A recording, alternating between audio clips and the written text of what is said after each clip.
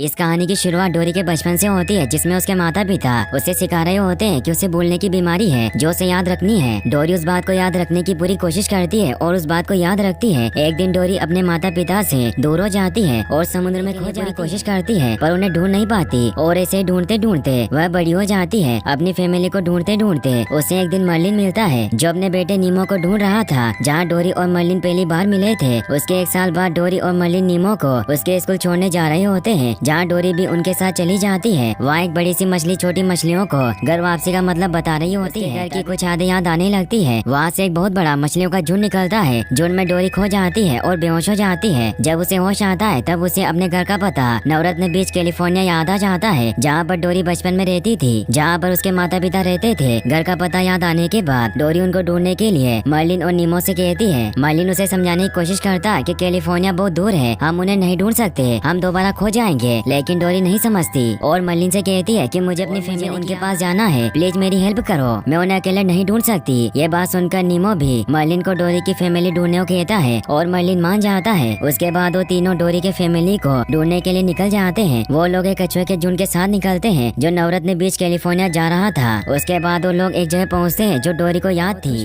है और जोर जोर से मम्मी पापा चिल्लाने लगती है। तभी वहाँ पड़े कुछ केकड़े उसको शांत रहने के लिए कहते हैं, पर डोरी चिल्लाती रहती है। और फिर अचानक से एक बड़ा सा ऑक्टोपस निकल कर आता है और उन तीनों पर हमला कर देता है। वो लोग भागने लगते हैं और वो ऑक्टोपस नीमो को पकड़ लेता है और उसे खाने की कोशिश करता है, लेकिन डोरी उन्हें बचा लेती है। और भागते भागते अचानक से उसे अपने मम्मी पापा का नाम याद आता है, जिनका नाम जेनी और चार्ली होता है। नीमो को चोट लग जाती है, इस कारण मर्लिन गुस्सा हो जाता है और गुस्से में डोरी को डांट लगाता है। डोरी उसकी बात सुनकर वहाँ से चली जाती है और नीमो के लिए दूसरी मछलियों से मदद मांगती है। तभी वो ऊपर की तरफ जाती है, जहाँ उसे मछलियों के अस्पताल वाले लोग पकड़ लेते हैं और अस्पताल ले जाते हैं। डोरी टैंक में डालकर बाकी मछलियों के साथ रख देते हैं। डोरी को अस्पताल वाले एक टेक लगा देते हैं। डोरी को वहाँ पर एक हैंक नाम का ऑक्टोपस मिलता है, जो उसे अस्पताल की कुछ जानकारी देता है और उसके टेक के बारे में भी बताता है। वो उसे कहता है कि जो टेक तुम्हारे ऊपर लगा है, उसका मतलब है कि तुम्हें हमेशा के लिए एक्वेरियम में भेज दिया जाएगा। हैंक उसे कहता है कि अगर वो टेक तुम मुझे दे दो तो मैं तुम्हारी मदद करूँगा। तुम्हारी बताती है कि उसे भूलने की बीमारी है। ये सब सुनने के बाद हैंक उसे एक जार में डालकर वहाँ से ले जाता है। वहीं दूसरी ओर नीमो और मर्लिन डोरी को ढूंढ रहे होते हैं और उसे ढूंढते ढूंढते समुद्री सील के पास पहुँचते हैं और उनसे मदद मांगते हैं। वो उसे डोरी के गायब होने की सारी बात बताते हैं। सील पूरी बात सुनने के बाद उनसे कहते हैं कि वो लोग उसे हॉस्पिटल ले गए होंगे, वो अस्पताल वहाँ ऊपर है। मर्लिन उनसे पूछता है कि हम वहाँ कैसे पहुँचेंगे, क्या तुम हमारी मदद करोगे, हम तुम्हें बता देंगे। हैंक और डोरी वहाँ से निकलने लगते हैं और हैंक डोरी को एक मैप दिखाता है। उस मैप में डोरी अपने घर को ढूंढने की कोशिश करती है, जहाँ उसे एक सीपी दिखाई देती है, जिसे देखकर डोरी को अपने बचपन में सीपियों को इकट्ठा करने की याद आती है, जिसमें उसके माता पिता ने कहा था कि सीपियों का पीछा करने से तुम अपने घर तक पहुंच जाओगी। और फिर वो हैंक को उस सीपी के पीछे जाने को बोलती है। हैंक डोरी को लेकर एक स्टोर रूम में छिप जाता है, जहाँ से एक इंसान होता है। तभी डोरी भी उस पानी में कूद जाती है। वो इंसान डोरी को तालाब में फेंक देती है, जहाँ उसे उसके बचपन की दोस्त डेस्टिनी मिलती है। वो दोनों एक दूसरे को देखकर बहुत खुश होती है। डेस्टिनी को थोड़ा कम दिखता है। डोरी डेस्टिनी को अपनी सारी बात बताती है और डेस्टिनी उसे अपने दोस्त से मिलवाती है, जिसका नाम बेली है, जो दूर की आवाजें सुनकर रास्ता बता सकता है। डोरी कहती है कि मुझे अपने मम्मी पापा का नाम याद आ गया, मुझे उनसे मिलना है, क्या तुम मेरी मदद करोगी। उसके बाद हैंक वहाँ पर आ जाता है और वो डोरी से कहता है कि मुझे पूरा कर दिया। तभी डोरी हैंक से कहती है कि मुझे पता चल गया कि मेरे मम्मी पापा खुले समुद्र में हैं। तभी डेस्टिनी डोरी से कहती है कि वहाँ जाने का सिर्फ एक ही रास्ता है और वहाँ हम पाइप से ही जा सकते हैं। डोरी कहती है कि वो वहाँ अकेली नहीं जा सकती, इसीलिए वो हैंक को वहाँ साथ चलने को कहती है, लेकिन हैंक मना कर देता है क्योंकि वो बहुत मोटा होता है और वो कहता है कि वो उस पतले से पाइप में नहीं जा पाएगा, इसीलिए तुम्हें अकेले जाना होगा।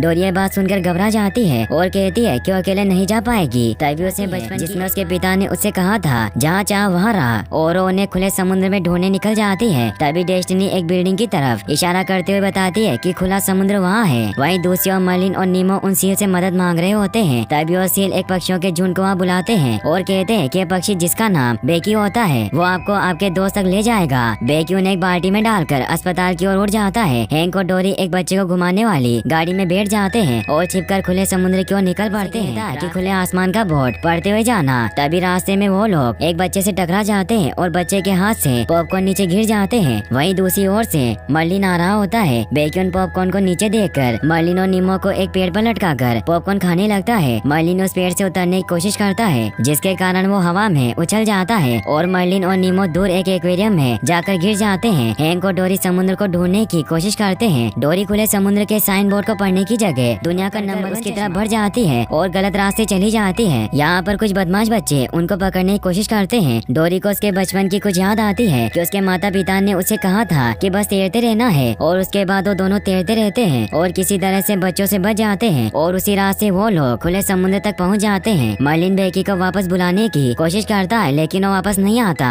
और थोड़ी देर बाद मर्लिन और नीमो किसी तरह वहाँ से निकलकर एक तालाब में आ जाते हैं। वहीं दूसरी ओर हैंक को डोरी खुले समुद्र तक समुद्र वाले एक्वेरियम में डाल देता है और डोरी उसे अपना टेक दे देती है। उसके बाद डोरी हर मछली से अपने मम्मी पापा के बारे में पूछने लगती है लेकिन कोई भी उन्हें नहीं जानता। तभी उसे वहाँ पर एक सीपी दिखाई देती है जिससे उसे लगता है कि उसका पीछा करने से वो घर तक पहुँच जाएगी। वो सीपी का पीछा करने लगती है और एक जगह पहुँच जाती है और वहाँ जाकर मम्मी पापा को आवाज लगाने लगती है पर वहाँ कोई नहीं होता। तभी वहाँ पर उसे दो केकड़े मिलते हैं। वो उसे बताते हैं कि तुम्हारे मम्मी पापा को अस्पताल ले गए एक्वेरियम में ले जाने के लिए। वो केकड़े उसे कहते हैं कि अस्पताल जाने का आसान तरीका है उस पाइप से होकर जाना। डोरी पहले घबरा जाती है और फिर उनसे वहाँ जाने में चली जाती है। डोरी अंदर जाकर वहाँ का रास्ता भूल जाती है। फिर वहाँ से डेस्टिनी को आवाज लगाती है और डेस्टिनी उसकी आवाज सुन लेती है। डेस्टिनी बेली को डोरी को अस्पताल का पता बताने को कहती है। बेली डोरी को अस्पताल का रास्ता बताने लगता है। डोरी को रास्ते में मर्लिन और नीमो मिलते हैं और रास्ते में डोरी मर्लिन और नीमो को बताती है कि उसके मम्मी पापा कहाँ है। वो लोग पाइप के रास्ते होते हुए एक पानी के जाल में गिर जाते हैं जहाँ पर बहुत सारी मछलियाँ अलग अलग जाल में रखी हुई थी जिन्हें ट्रक में भरकर एक्वेरियम लेकर जा रहा होता है। तभी डोरी को एक जार में मछलियाँ दिखाई देती है और वो जार तक जाने की कोशिश करती है। उस जार तक पहुँचने के बीच में वो लोग किसी और जाल में गिर जाते हैं जहाँ से उन्हें हैंक निकाल लेता है और उस जार तक पहुँचा देता है जहाँ डोरी अपने मम्मी पापा को ढूंढने की कोशिश करती है। लेकिन वहाँ की मछलियाँ उसे बताती है कि उनकी तो बहुत पहले ही डेथ हो गई। वो तुम्हें यहाँ ढूंढने आए थे, तुम उन्हें नहीं मिली और अस्पताल वालों ने उन्हें एक्वेरियम भेज दिया। यह सुनकर डोरी बहुत सदमे में आ जाती है। उसके बाद जल्दी जल्दी में हैंक डोरी को बाहर निकाल लेता है। ले रह जाते हैं। उसके बाद डोरी कैसे भी करके बाहर निकल आती है और मर्लिन और नीमो के बारे में भूल जाती है और बाहर आकर वो उन दोनों के बारे में पूछने लगती है लेकिन उसको ये याद नहीं होता कि वो किसके बारे में पूछ रही है। वो रोने लगती है और इधर उधर घूमने लगती है और ढूंढते ढूंढते उसे वहाँ सीपीओ की लाइन दिखती है और वो सीपीओ की लाइन के पीछे जाने लगती है। जैसे वो आखिर में पहुँचती है तो देखती है कि वहाँ दो मछलियाँ हैं और वो दो मछलियाँ और कोई नहीं बल्कि उसके माता पिता होते हैं। वो उन्हें देखकर बहुत खुश होती है और बताते बताते ही उसे मर्लिन और नीमो के बारे में याद आ जाता है और वो मर्लिन और नीमो के बारे में अपने मम्मी पापा को बताती है और कहती है कि मुझे उन्हें बचाने जाना है। वो उन्हें मर्लिन और नीमो के बारे में सारी बात बताती है। उसके बाद वो डेस्टिनी और बेली को बुलाती है। यहाँ डेस्टिनी और बेली दोनों कूदकर समुद्र में आ जाते हैं। डोरी डेस्टिनी को अपनी सारी बात बताती है और कहती है कि हमें उस ट्रक को रोकना है जिस ट्रक में नीमो और हैंक के